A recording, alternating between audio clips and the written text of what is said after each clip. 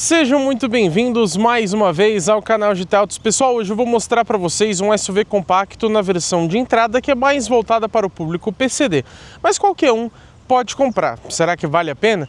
Esse aqui é o Nissan Kicks Play Active Plus, nome bem longo, né? Nessa avaliação completa a gente vai conferir se vale a pena você comprar sendo um público comum ou sendo PCD também. Vamos conferir quesitos como, por exemplo, acabamento, desempenho, consumo, equipamentos, preço, enfim, detalhar tudo desse carro para entender se vale a pena ou não colocá-lo na sua garagem. Vamos começar pelo design como de praxe aqui no canal. Mesmo nessa versão de entrada você tem o acabamento todo em black piano aqui na frente. O logo da Nissan, ao contrário de alguns outros modelos, aqui ele não é naquele acrílico, vocês podem ver que ele tem um relevo de fato. E falando para vocês sobre conjunto de iluminação, você tem um LED aqui somente a luz do DRL, que fica ali onde muita gente acha que é o farol de neblina. A versão mais completa do Kicks, antes de se tornar Play, tinha sim um farol de neblina em LED, mas as versões mais básicas sempre trouxeram ali o DRL, então você perde o farol de neblina. A parte boa é que esse DRL ele só liga quando você também liga o motor, então à noite você não fica chamando atenção à toa caso esteja em algum local público. Também ele não desliga quando você aciona a seta, mas a parte decepcionante é que todo o restante não é em LED convencional. E ainda, quando você liga a lanterna ou farol baixo, ele desliga o DRL, então a parte mais bonita que era em LED, ele perde quando você está à noite. Pelo menos esses faróis têm o ajuste elétrico de altura, mas não tem o farol alto automático, até porque é uma versão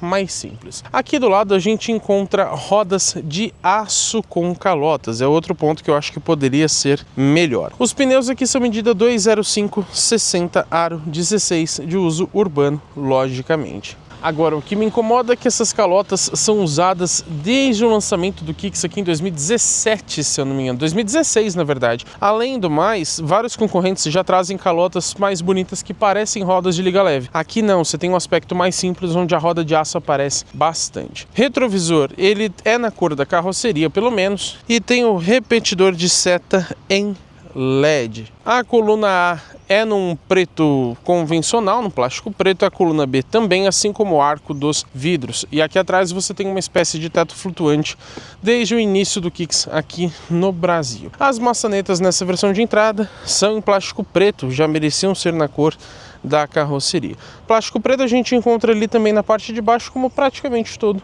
SUV compacto. Nessa versão mais básica também não encontramos racks de teto. Já aqui na traseira a gente tem um para-choque aqui dividido, então você tem essa parte em plástico preto, mas continua com pintura após ele. A única mudança em relação ao Kicks anterior, o embleminha Play. Só isso que muda.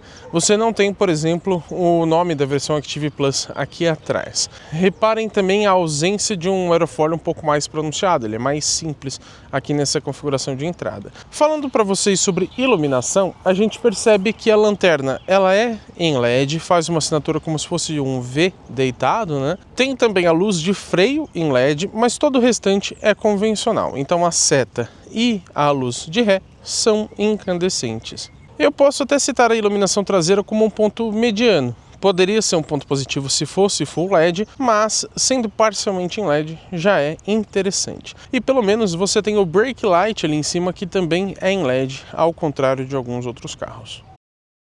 Se você está assistindo esse vídeo até aqui, peço por favor que você deixe o seu like aqui embaixo e também hype o vídeo. Joga a parte dos comentários ali para o lado esquerdo ou direito que você vai achar essa opção de hypar o vídeo. É completamente gratuita, só que ajuda muito a gente. E nem tempo você perde, é super rapidinho. Falando agora sobre conjunto mecânico, lembro vocês que essa é a geração antiga desse carro, tá? Você tem a nova geração completamente diferente, que é vendida em conjunto com essa. E nesse aqui no Play, todas as versões trazem um motor 1.6 flex aspirado de 4 cilindros em linha com injeção indireta de combustível.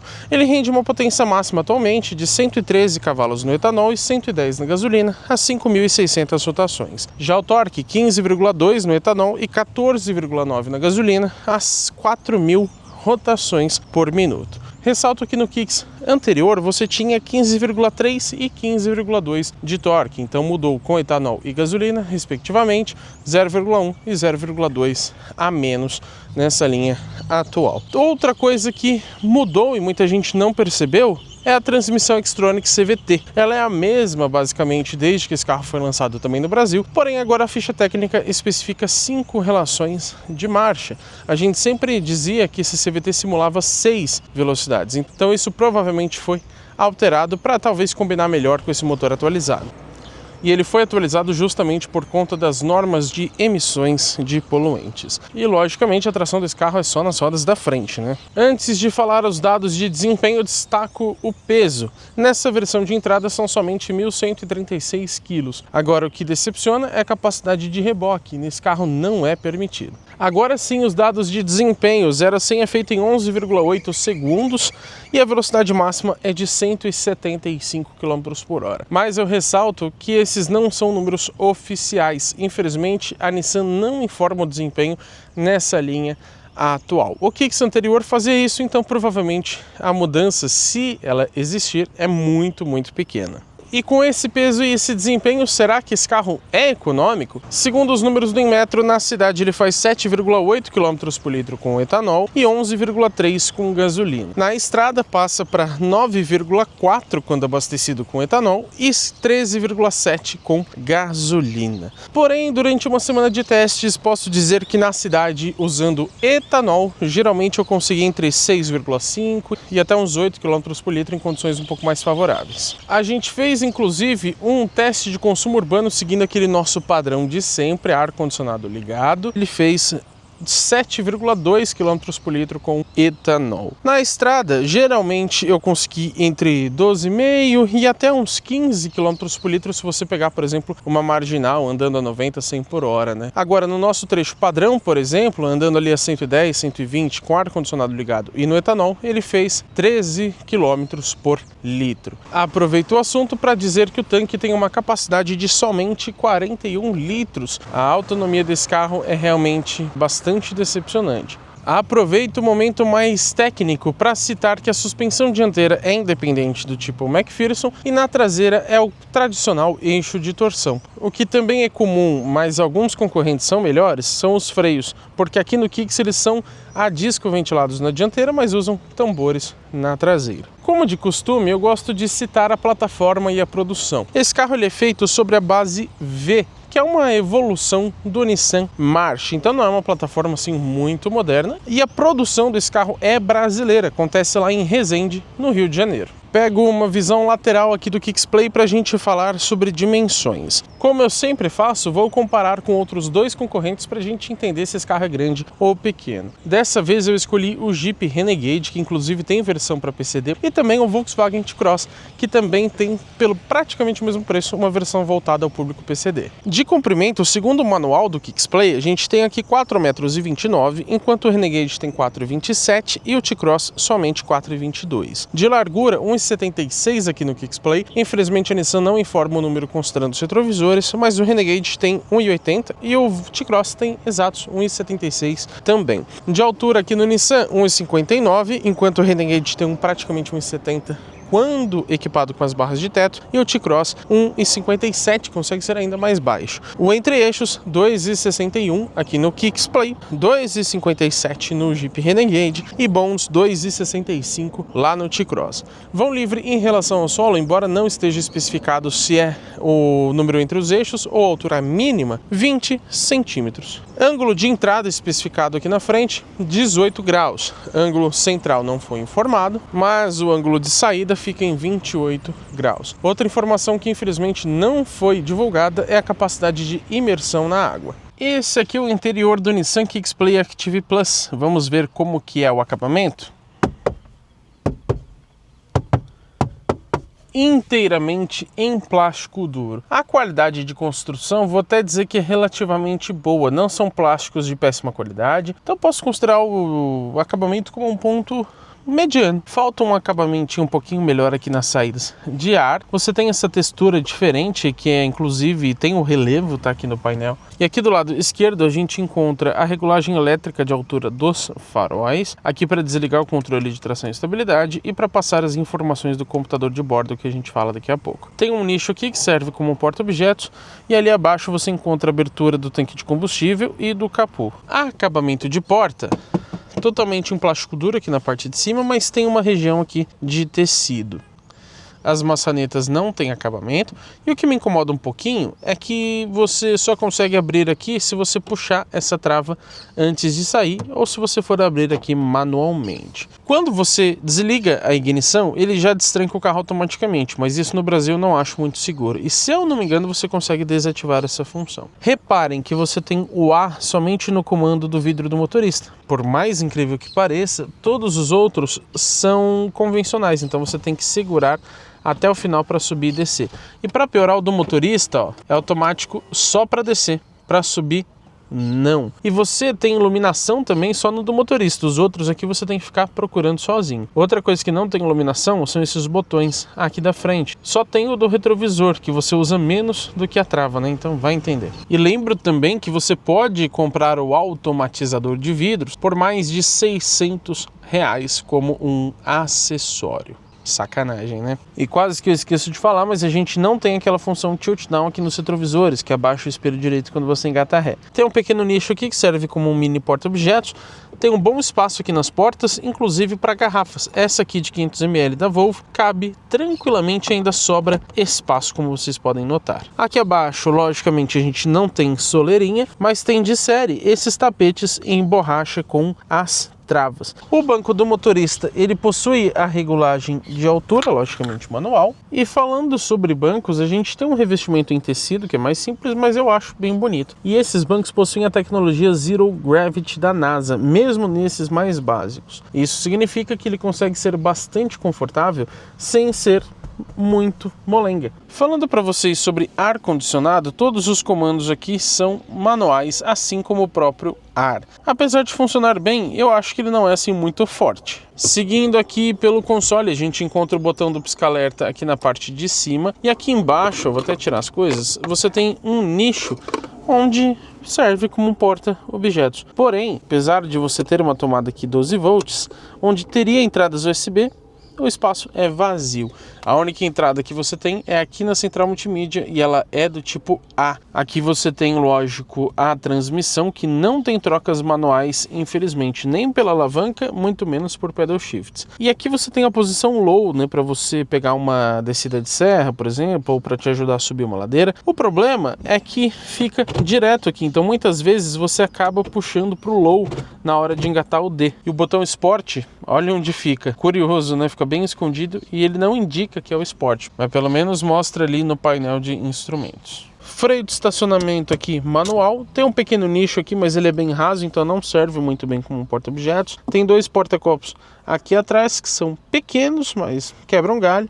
E ali para os bancos traseiros você tem uma tomadinha 12 volts, máximo de 120 watts, mais um porta-copos. Estão vendo que não existe um apoio de braço, né? Você pode comprar como acessório e custa quase R$1.200. Isso o de tecido, porque o de couro é ainda mais caro. Conferindo aqui a parte de cima, a gente percebe que o revestimento é mais claro. Falta uma alça de mão aqui para o motorista, mas você tem aqui para o passageiro. Tem também o ajuste de altura dos cintos de segurança, tanto para o passageiro quanto para o motorista. Retrovisor interno é do tipo convencional, não é eletrocrômico, e as luzes aqui também. Como muitos carros nessa categoria não possuem luzes de LED, dá até para passar um pano. E pelo menos aqui elas iluminam muito bem durante à noite. Aqui no quebra-sol tem um porta-documentos, tem tampão, tem espelhinho, mas não tem iluminação. Aqui para o passageiro a mesma coisa, porém não tem o porta-documentos. Falamos agora sobre o volante multifuncional. Você tem aqui o ajuste de altura e também o de profundidade, porém não tem o revestimento em couro. Desse lado esquerdo você tem aqui os comandos multifuncionais para passar as faixas e o volume, para atender encerrar chamadas ou trocar a fonte de áudio.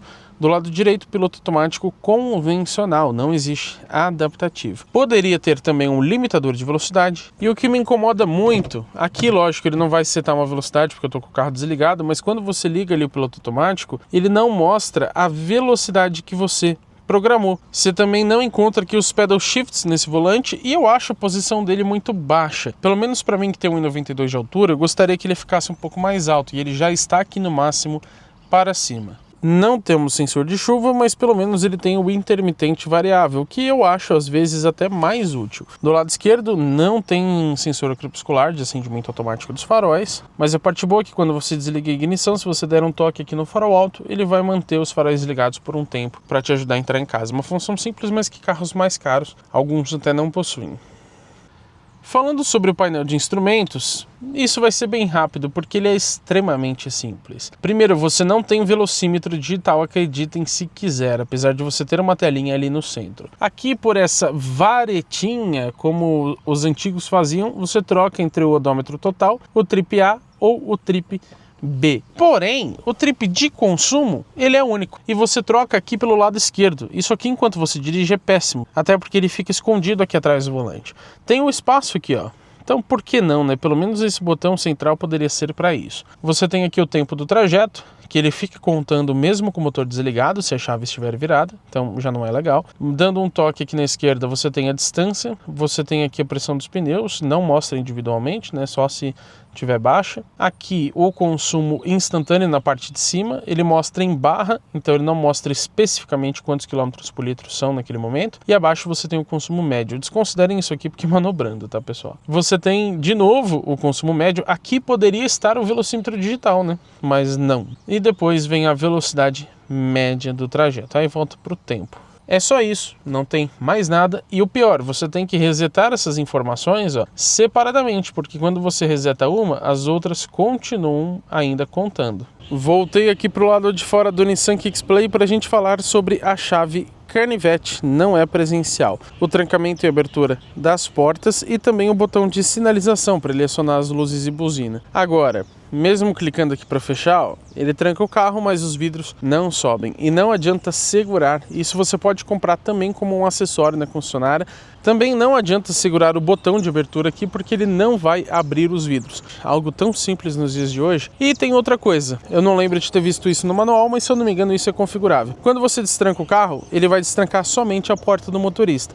Para destrancar a todas as outras, aí você vai ter que clicar mais uma vez. Outra coisa que me incomoda um pouquinho é que quando você tranca, ele dá uma confirmação ali pelo pisca-alerta. Agora, quando você destrava, não dá para saber se ele realmente destravou, só pelo barulho mesmo. Falando agora sobre equipamentos, eu vou deixar aqui na descrição desse vídeo a lista completa para vocês. Além desses equipamentos, a gente encontra aqui também uma central multimídia da Nissan com somente 7 polegadas. O tamanho já não é legal, mas isso não é o pior dela. A qualidade de imagem é realmente péssima, ela é muito esbranquiçada, fica muito estranho, como se fosse aqueles tablets bem antigos mesmo. Tem a conexão para Android Auto e Apple CarPlay, mas ó, tem que ser aqui por fio. Além de tudo, você tem somente uma entrada USB, que é essa aqui, e do tipo A, não tem do tipo C, então não dá para você carregar 2 celulares ao mesmo tempo, por exemplo, a não ser que você use ali o 12 volts. Tem também somente 4 alto-falantes, você não encontra os tweeters nessa versão Active Plus, que é a mais barata. E ó, o sistema, ele é demorado, como vocês podem notar, o touch assim não é tão responsivo, nada é bom nessa central multimídia.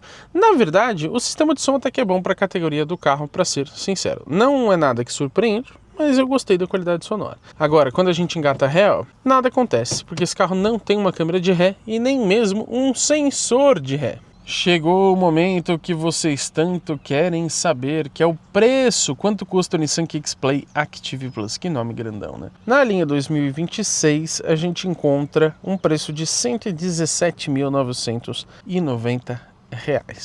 Vocês acham que é pouco ou muito? Além de destacar que é a versão mais básica aqui do Kicks, ou seja, mais acessível, eu destaco também que com as isenções para PCD, esses carros por volta de 120 mil vão sair na casa de 100 mil reais. Só que a Nissan foi além, ela deu um desconto também de 10 mil reais, pelo menos por enquanto. Significa que comprando para PCD, que é pessoas com deficiência, esse carro vai sair por somente 90 mil reais. E aí a gente fala na conclusão também se vale a pena para esse público. Lembrando que essa versão não tem opcionais, mas você tem as cores. Nas sólidas, a preto Premium, que é a única gratuita. Nas metálicas, a prata Classic, o cinza Graphite e o vermelho Malbec, cada uma custando R$ 2 mil.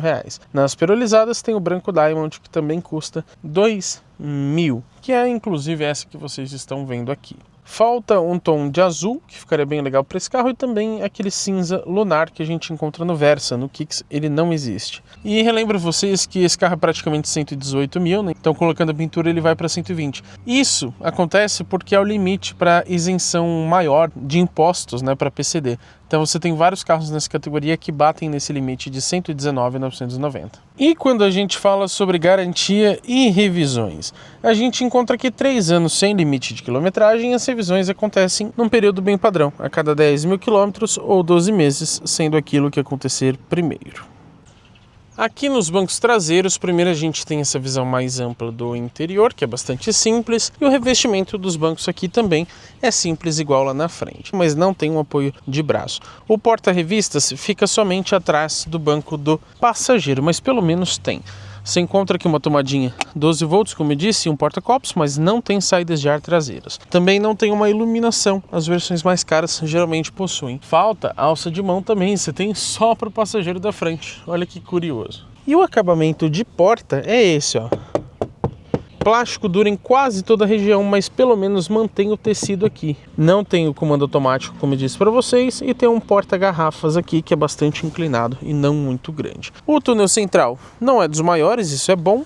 E falando sobre espaço interno, eu lembro vocês que eu tenho 1,92 de altura, até um pouquinho mais na verdade. E com o banco do motorista regulado confortavelmente para dirigir, o espaço que sobra é este aqui. Posso dizer que o espaço interno é mediano, você tem alguns SUVs compactos que são mais apertados aqui atrás. O banco do passageiro está um pouco mais para frente e mesmo assim, ó, eu ainda me sinto um pouquinho acanhado aqui atrás. Com as pernas um pouco mais abertas, melhora um pouco, mas ainda assim não é o melhor espaço interno da categoria. E quando a gente fala do espaço para cabeça, hein? Eu acho até que bom, porque sobra um espacinho.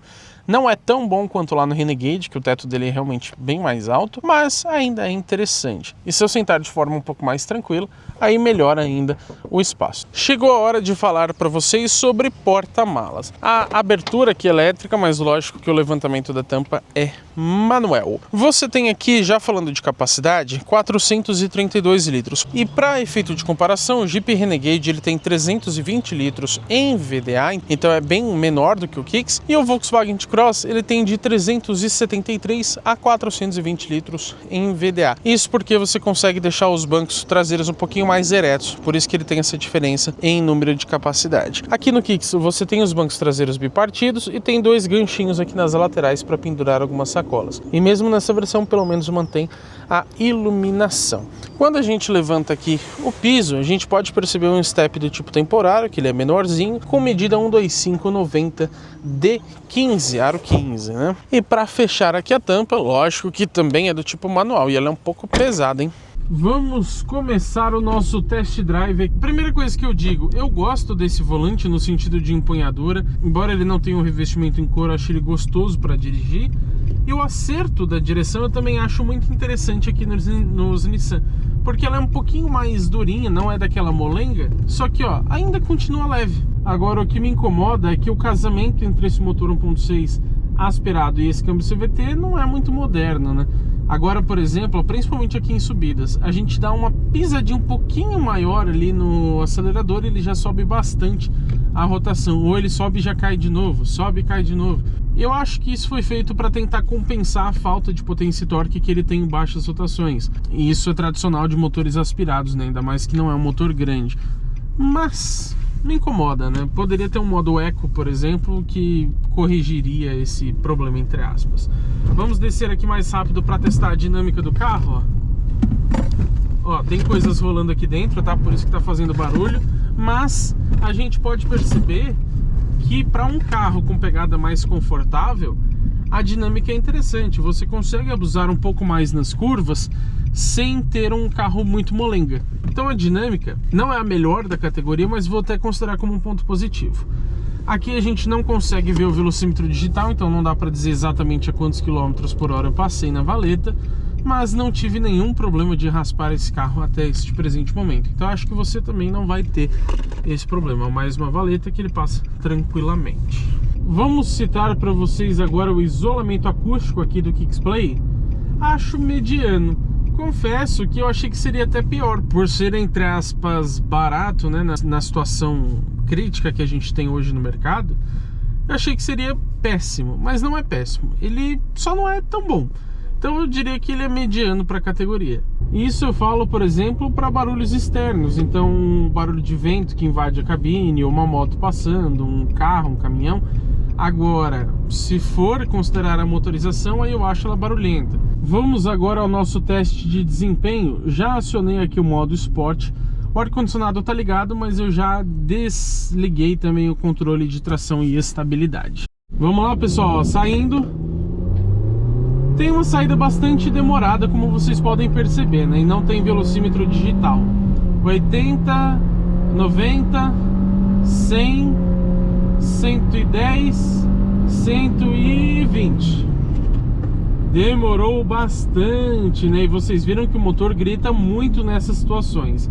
Lembrando que o modo Sport, ele não necessariamente vai deixar o carro mais rápido, mas ele muda um pouco o estilo de condução. Então ele já aumenta ali a rotação do motor, para que você tenha uma resposta um pouco mais rápida assim que você for pisar no acelerador. Sobre o desempenho, não é assim o pior do mundo, mas como eu disse, todos os outros concorrentes dessa faixa de preço, vocês vão ver isso daqui a pouco, eu vou falar dos valores, né, dos outros rivais, tem motores turbo. Aqui no Kicks ainda é um motor mais antigo, aspirado. Você tem, ok, modelos um pouco mais caros, como o Renault Duster, que tem um motor aspirado também, basicamente o mesmo aqui do Kicks, mas é um carro que já está esquecido no mercado, e por ser mais caro, ele nem concorre diretamente com esse carro. Mas aqui na frente a gente tem o Renegade, que é 1.3 turbo. Então ter um 1.6 aspirado, mesmo nessa versão de entrada, eu acho decepcionante aqui para o Nissan Kicks. O que eu posso dizer para vocês sobre dirigir o Nissan Kicks? Não é exatamente ruim, os bancos são bastante confortáveis com essa tecnologia Zero Gravity, e ele é um carro com uma boa direção. A suspensão eu vou falar daqui a pouco também, mas eu acho até bem acertada. Então não é um carro que me incomoda em dirigir, só que ele também não traz muito prazer nesse sentido. Para que vocês entendam de forma mais clara o que eu quero dizer sobre prazer ao dirigir, eu costumo citar se o carro vai deixar saudades ou não. Ele é um carro que eu vou devolver sem muito problema. Não vou falar, nossa, que saudade de dirigir um Kicks. Quando a gente pegou aqui o Renegade de entrada, que a versão era sem nome, né, hoje chama Sport, eu acho ele muito mais prazeroso. Então ele sim é um dos carros que eu falo, poxa, saudade de dirigir um Renegade, mesmo na versão de entrada. O Kicks não. Então o prazer ao dirigir é mediano. Falando sobre suspensão, vamos ver, ó. O barulho metálico aqui da garrafinha, tá? Que ela fica meio solta, já que o espaço ali é grande. Mas a própria suspensão ela é um pouco barulhenta. Não exatamente um barulho metálico, mas você escuta uma suspensão um pouco mais seca, digamos assim. Então ela é mais sólida. Eu, sinceramente, até me surpreendi com o conforto desse carro. Porque lá no Versa, pelo menos a impressão que eu tive, a gente testou ele bem recentemente, eu tive a impressão de que lá ele tem uma suspensão um pouco mais rígida, um pouco mais sólida. Enquanto aqui no Kicks, talvez por conta dos pneus, que aqui são aro 16, lá é 17, então os pneus têm um perfil maior nesse caso aqui, talvez por isso eu sinta que ele é um pouco mais confortável. Ainda acho que ele poderia ser ligeiramente mais macio, mas ainda assim o conforto é um ponto positivo aqui do Kicks. Mas e aí, será que vale a pena ou não comprá-lo? Como pontos positivos, eu cito para vocês o conforto, a confiabilidade desse conjunto mecânico, né? Motor bem tradicional, vendido há 200 anos aqui no mercado brasileiro. Tem também o preço e custo-benefício quando a gente pensa no público PCD e também o porta-malas. Posso até citar o sistema de som, considerando que é uma versão mais básica. E eu vou até citar a dinâmica como um ponto positivo, pensando que é um carro mais voltado ao conforto e ainda assim ele se torna divertido em curvas. Pontos medianos, o acabamento, o espaço interno, a iluminação traseira, o prazer ao dirigir e também o isolamento acústico. Pontos negativos, a lista de equipamentos, o consumo urbano, embora o rodoviário seja até bom, o desempenho, a iluminação dianteira, o painel de instrumentos, a central multimídia, a segurança de modo geral, até porque você não tem as assistências à condução, esse que é um outro ponto negativo. E também cito a autonomia. Agora, alguns equipamentos que eu senti falta, vou considerar que essa é uma versão mais básica, tá, pessoal? Painel totalmente ou parcialmente digital, porque esse ali é bem ruim. rodas de liga leve, faróis em LED, ADAS, então vocês podem considerar piloto automático adaptativo, frenagem automática de emergência, enfim, qualquer tipo, sensor de ponto cego, tilt down, que abaixa o espelho direito quando você engata ré, conexão sem fio para Android Auto e Apple CarPlay, fechamento automático dos vidros, saídas de ar para os bancos traseiros e sensores de estacionamento traseiros, ou então, melhor ainda, se fosse uma câmera de ré. Agora vamos comparar com seus concorrentes para ver se ele vale a pena ou não. Começo pelo Citroën Basalt Shine 1.0 Turbo CVT, que custa R$111 mil. Tem também o Fiat Pulse 1.0 Turbo CVT por R$117 mil. O maior concorrente, ao meu ver, Jeep Renegade Sport 1.3 Turbo automático por 118. Tudo bem, ele é um pouco pelado. Se você colocar os opcionais para ele ficar mais completinho, ele passa para 127 mil com o PackTech. Aí já não entra mais no PCD. Tem também o Volkswagen Terra 1.0 Turbo manual, que custa 119. O Chevrolet Tracker 1.0 Turbo por 120, agora começa a onda dos SUVs por 120. Porque tem também o Kawasaki Artigo 5X Sport 1.5 Turbo por também 120, o Volkswagen T-Cross Sense 1.0 Turbo 120, o Fiat Fastback 1.0 Turbo 120, Volkswagen Nivus Sense 1.0 Turbo por 120, Renault Kardian Authentic 1.0 Turbo já na versão automática por 120. Lembrando que a gente considerou, claro, as versões com preços mais próximos aqui do Nissan Kicks-Play. Por culpa da grande ausência de equipamentos importantes e de um motor turbo aqui na versão Active Plus, fica muito difícil dizer que esse carro vale a pena por quase R$20 mil. Tem vários concorrentes que entregam muito mais pelo mesmo preço. Inclusive, se eu não me engano, nessa faixa de R$120 mil, ele é o único SUV compacto que traz ainda um motor aspirado. Porém, se você considerar o desconto que a Nissan dá para PCD, além da isenção de impostos, ele sai por um preço de um hatch compacto, como por exemplo um Argo. Nesse sentido, para PCD ele pode valer a pena por R$90 mil, se você quiser algo mais tradicional, até mais confiável, pensando em mecânica. Agora, se for para pagar R$100 mil ou mais, o que é ainda pior, eu acho que não vale a pena e você encontra sim opções melhores do que o Nissan Kicks-Play Active Plus.